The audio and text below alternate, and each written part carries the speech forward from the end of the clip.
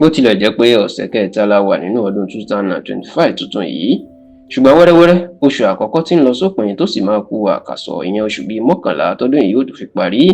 Yorùbá Tòótọ́ ìyẹn tẹlifíṣàn Yorùbá Tòótọ́ a mú àwọn ìṣẹ̀lẹ̀ gbáǹkọ́gbè tí ó ṣẹlẹ̀ nínú ọdún yìí wá fún yín pẹ̀lú àwọn alágbára àti àwọn èèyàn pàtàkì tí yóò kú nínú ọdún tá a wà yìí. Ní àkọ́kọ́, kò sí bí èèyàn ṣe fẹ́ ṣe o, a fẹ́ kẹ́ ẹ mọ̀ pé àwọn alágbára àti gbajúmọ̀ èèyàn wọ́n gbọ́dọ̀ kú lọ́dọọdún ni. Bẹ́ẹ̀ ló jẹ́ pé tọdún yìí náà ò lè yàtọ̀.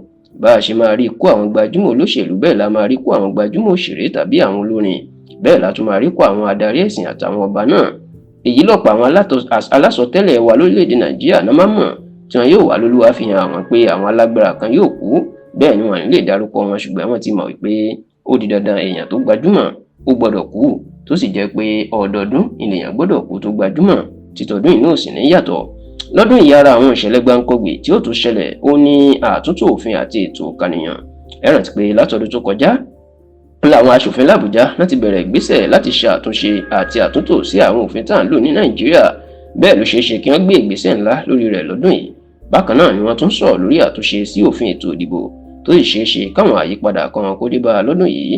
Pábánbárí ẹ̀ ó ṣeé ṣe kí ètò ìkànìyàn yẹn census tí Tinubu ti ń gbèrò rẹ̀ náà kó wáyé lọ́dún yìí. Bákan náà ọdún yìí ni yóò jọdún ayọ̀ fún Bíọ́dún Oyèbánjí ìyún gómìnà ìpínlẹ̀ Èkìtì. Ẹ wò ó bí alásọtẹ́lẹ̀ kan bá ń sọ pé gómìnà Bíọ́dún Oyèbánjí ni yóò jáwé olúborí nínú ètò ìdìbò gómìnà ìpínlẹ̀ Èkìtì tí 20 oṣù kẹfà ọdún yìí. Ohun tí gbogbo èèyàn ti mọ̀ ní ìyẹn ń ṣe àsọtẹ́lẹ̀ tó sì jẹ́ pé àfi bí ìyanu òjijì tí kò ṣẹlẹ̀ rí nínú ìtàn bá ṣẹlẹ̀ nìkan ni Oyèbánjí òfin ní ṣe sáà kejì ní ìpínlẹ̀ Èkìtì. Bákan náà lọ́jọ́ 9 oṣù kẹjọ ọdún yìí ní ètò ìdìbò gómìnà ìpínlẹ̀ Ọ̀ṣun yóò wáyé. Bẹ́ẹ̀ ló jẹ́ pé ẹni táwọn òǹwòye òṣèlú ń sọ pé ó ṣeé ṣe kó jáwé olúborí òun náà ni gómìnà Adémọ́lá Adélékè, ṣùgbọ́n ọ̀pọ̀ èèyàn mà tún gbàgbọ́ pé ìdìbò náà yóò le nítorí ẹgbẹ́ òṣèlú APC wọn fẹ́ gba ìpínlẹ̀ Ọ̀ṣun lọ́nà kọ̀nà tí wọn yóò sì fẹ́ kó olùdíje wọn Bọ́lá Oyèbáméjì kó jáwé olúborí. Ìṣẹ̀lẹ̀ gbáǹkọ́gbè míì tí ó tún ṣẹlẹ̀ lọ́dún yìí ó ní báwọn olóṣèlú bí ó ṣe máa pààrọ̀ ẹgbẹ́ òṣèlú. Bẹ́ẹ̀ lèyí kì í ṣe àsọtẹ́lẹ̀ yẹn bẹ́ẹ̀ bá gbọ́ tí aríran kan sọ pé àwọn olóṣèlú yóò máa pààrọ̀ ẹgbẹ́ òṣèlú nítorí ọmọdé gan mọ̀ pé èyí yóò ṣẹlẹ̀ lọ́dún yìí. Ṣùgbọ́n ẹgbẹ́ òṣèlú ADC lọ́pọ̀ àwọn olóṣèlú àwọn ni wọn yóò darapọ̀ mọ́ jù lọ́dún yìí. Kódà àwọn olóṣèlú ńlá kan téèyàn kò fọkàn sí àwọn ní yóò pààrọ̀ ẹgbẹ́ òṣèlú lọ́dún yìí. Nínú ọdún yìí náà ni ìpàgọ́ ẹgbẹ́ òṣèlú APC yóò wáyé. Ibẹ̀ náà ni wọn yóò sì ti fòǹtẹ̀ lu Tinubu fún sáà kejì ìyẹn lóṣù kẹta ọdún tá a wà yìí.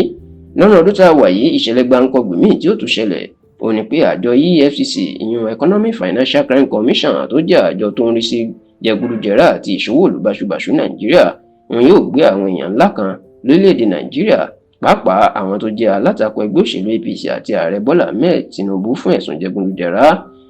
Ara ìṣẹ̀lẹ̀ gbáǹkọ́gbè tó tún ṣeé ṣe kó ṣẹlẹ̀ lọ́dún yìí ó ní ìpààrọ̀ mínísítà tuntun. Kọ́dún yìí tó parí ààrẹ Bọ́lá Ahmed Tinubu yóò yan ó ṣeé ṣe kó yan àwọn mínísítà tuntun kan o tàbí kó tún iṣẹ́ pín fáwọn kan tó sì ṣeé ṣe kó dá àwọn kan dúró. Ní ti ọdún yìí náà ìṣẹ̀lẹ̀ gbáǹkọ́gbè míì tí ó tún ṣẹlẹ̀ ìní ọdún yìí ló jẹ́ ọdún Àwùjalẹ̀ tuntun. Èèyàn pé lọ́dún yìí ìní wọn yóò yan Àwùjalẹ̀ ilẹ̀ Ìjẹ̀bú tuntun.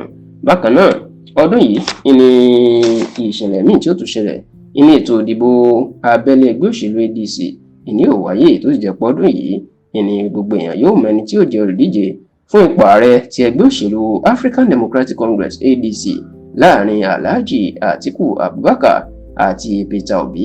Bẹ́ẹ̀ ló jẹ́ pé ọdún yìí náà làwọn èèyàn yóò mọ̀ bóyá àwọn méjèèjì ni yóò jọ díje du ipò pọ̀, ìyẹn pé Atiku yóò jẹ́ ààrẹ tí Peter Obi tí yóò wá ṣe igbákejì gẹ́gẹ́ bá ṣe jọ ṣe lọ́dún 2019 ṣe.